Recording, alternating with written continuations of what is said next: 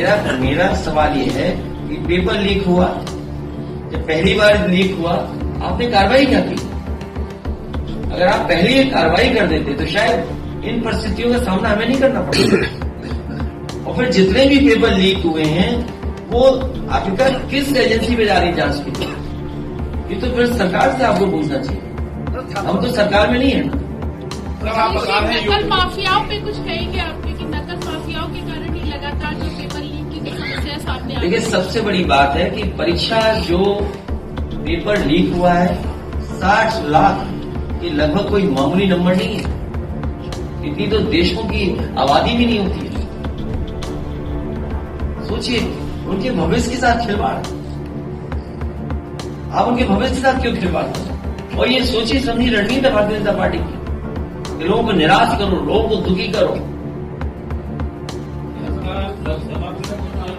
मैंने आपको गणित बताया, 60 लाख अगर हम हिसाब किताब माँ बाप को भी मिला दें 1 करोड़ 80 लाख होते हैं, और 1 करोड़ 80 लाख को अगर हम डिवाइड कर दें 80 से लोकसभाओं से तो 2,25,000 गिनती आती है। तो भारतीय जनता पार्टी का हर लोकसभा में इतना वोट जिनके खिलाफ पड़ने जा रहा है, तो भारतीय जनता पार्टी का क्या होगा? सोचिए। सोते देखा तस्वीरों में किस तरीके से प्लेटफॉर्म में बैठे थे, किस तरीके से सीढ़ियों में बैठे थे, बिना खाए पिए क्या इंतजाम करके आए होंगे। सोचो कितना परेशान किया हमने, किससे उधार लेकर के आए होंगे। ये गरीब बच्चे हैं, गांव के बच्चे हैं। इसीलिए मैंने कहा कि जब अग्निवीर व्यवस्था लागू हुई है उससे पहले भारतीय जनता पार्टी ने डेटा का एनालिसिस किया कि आखिरकार फौज में कहाँ के बच्चे भर्ती होते हैं। फौज में सभी बच्चे गाँव के भर्ती होते हैं। वो मान गए कि इनके भर्ती होने से उनकी आर्थिक स्थिति बेहतर होती है, उनके घर परिवार में खुशहाली आती है।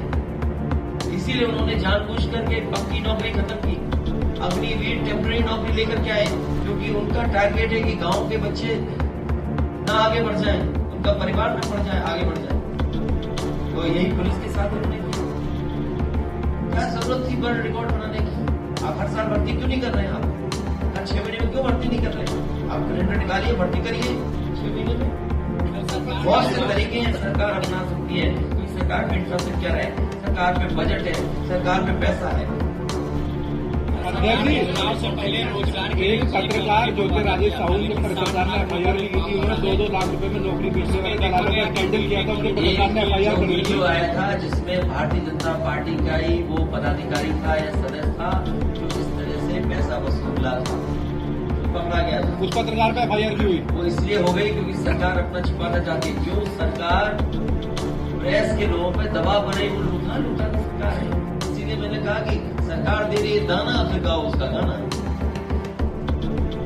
जब समाजवादी सरकार में बहुत जल्दी नौकरी दे ली थी और कई बार परीक्षा देने में और परीक्षा का पूरा कराने में बहुत समय चला जाता, उस समय फैसला लिया गया था कि मेरिट पर अगर नौजवान चाहें और उनकी मांग हो तो सरकार को इस पर विचार करना चाहिए कि जिस तरीके से पहले पुलिस की भर्ती हुई थी कोई उंगली नहीं उठा सकता। समाजवादी सरकार में जो भर्ती हुई थी उसमें किसी ने उंगली नहीं उठा सकी, कोई उंगली नहीं उठा पाई और मेरिट के पर भर्ती कर दी थी। हाई कोर्ट, सुप्रीम कोर्ट तक लोग गए उस भर्ती को रुकवाने के लिए, लेकिन सुप्रीम कोर्ट से भी वो क्लियर होकर के आई थी।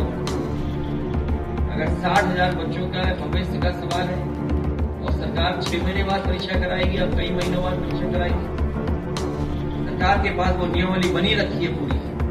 अगर सरकार चाहे तो 2 महीने 3 महीने में भी नौकरी नौजवानों को दे सकती है। कम से कम सीनियर सरकार पढ़ाए और मेरिट से नौकरी दे दे, वो नौकरी में कोई उंगली भी नहीं